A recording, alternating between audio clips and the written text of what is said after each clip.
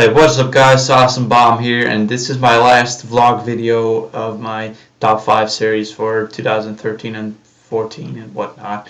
I don't know. But hey, this video in particular is my top 5 most anticipated games of the future. Let's say for the next 3 years or so. So, I mean, there's quite a few new games coming out soon that actually look really good, but I'm not sure if they're going to play it really well. So I'm not I'm not going to list games that have been officially announced and are like one of the most anticipated games of most people. I'm going to make a completely different list that is my personal top 5 and that I'm looking forward to the most in the future. So I would say number 5 for the next 3 years would be a new Far Cry 3 Blood Dragon, a completely new one, like a number 2, let's say, just Blood Dragon 2, I don't know. I mean, as I said in my last video, Blood Dragon is like absolutely one of the funniest and like unique kind of experience I've ever had on a single player first person shooter. I mean, this game, it's like it's made as a joke, but not really a joke. I mean, I don't know, it's weird. But it's such a fun game, as I said in my last video. It's such a fun game. I'm not going to go into it too far, but I would like to see a new part. And I'm pretty sure I've read somewhere that the guys at Far Cry are actually considering making a second one, because Far Cry Blood Dragon has actually been quite a success. But hey, we don't know. Fuck it. So I actually hope there's a new one coming out sometime soon on a next-gen console, of course. And I will definitely buy that, especially if it's still like 15 euros or something like that, because that's the original price for Blood Dragon 1. I don't know if I should even call it like that, but fuck it. But hey, whatever. So that's my number 5. Number 4 would have to be a new The Last of Us. I mean, The Last of Us itself was an amazing game. I'm not sure if there's going to be a new one in the next 3 years. Actually, wouldn't even expect one so early, simply because the guys at Naughty Dog still have like their hands full with the Uncharted series. Like, they are working on that new Uncharted title for PlayStation 4. Actually, I'm really looking forward to see what that looks like. And based on that, based on that, I will actually kind of see how The Last of Us 2 is going to fit in this particular list. But for now, I'm going to put it in the 4th place, simply because I'm not sure what it's going to be like and exactly what the stories are going to be about. I mean, I've read that the Naughty Dog is going to stop like with the Joel and Ellie story, and they're going to continue with a new, I guess, pair or something. I don't know, but it's still okay. I mean, The Last of Us is simply really great, and I can't wait for a second part to see what's that all about. So yeah, that was The Last of Us 2, and let's see, number 3 would have to be Gran Turismo 7. I mean, as I said in my last video, I really like Gran Turismo. Gran Turismo 6 is actually really good as well, although I haven't even bought it yet. I know that from what I've seen and played, it's a really cool game that really fits to me, because I really like racing games that are like simulators. And as like one of those guys, I don't know what his name was, like the big guy at Polyphony Digital. He said that Gran Turismo 7 is coming in 2014, which is obviously 2014, because it's a stupid thing to say. I mean, you know that there's no way there's going to be a new Gran Turismo in a year time. I mean, that's just lame. I mean, you can't say that. That's just like rushing things out the door. Kind of like what Electronic Arts does right now, rushing games out the door every time. It's just, I can't see that as like a good game. If they're gonna seriously release it in 2014, then there's got to be some sort of fucking good reason to do so. But I don't know.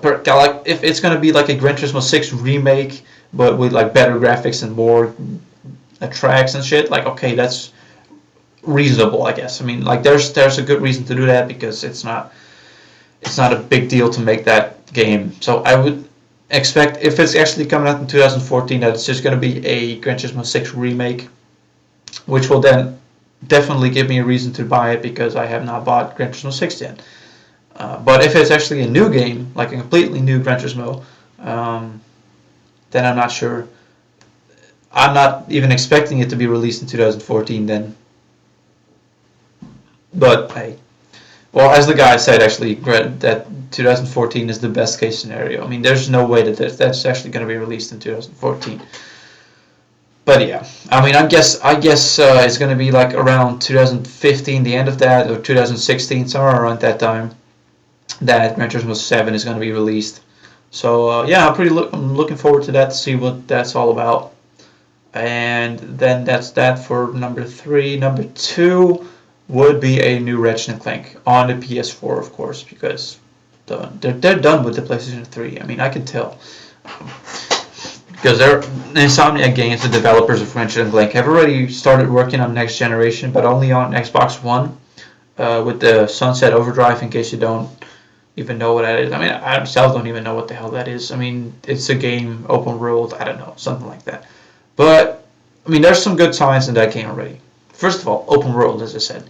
I don't know if I mentioned this in my Ratchet and Clank Into the Nexus review, but I feel like the game Ratchet and Clank, or the franchise, should go towards a more open world kind of franchise. Like, I think it's enough with the linear planet, like go through this path and like beat all the enemies. I think it's time for Ratchet and Clank to go open world and like still have like all these planets, but if it's necessary, make like less planets, but all open world and with free space travel in between the planets, like in A Crack in Time. I mean, if that would be in the next Ratchet and Clank on PS4, it would be probably one of the best games of that particular year that's coming out. I mean, it will have so many good scores on Metacritic and game rankings. I mean, it's gonna be an amazing game. I fucking am sure about it. I don't really care if Insomniac Games doesn't do it. I mean, I think it's probably the best decision they can make for a future Ratchet and Clank title.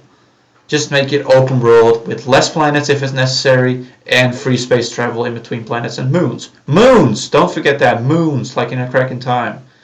So yeah, fuck it. Ratchet and Clank on PS4. I'm looking forward to that. If it's coming out anytime soon, I'm not sure. There's actually a movie coming out next year for Ratchet and Clank, so I guess they're gonna fucking proceed with that. I mean, I'm not sure, but whatever. I mean, I'm not expecting any kind of Ratchet and Clank title sometime soon, since they're already working on Sunset Overdrive for the Xbox One.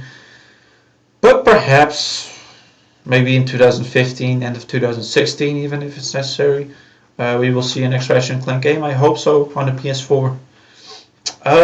So yeah, that leads me to number 1, my most excited game of the future, next generation, and it is, of course, not Grand Theft Auto.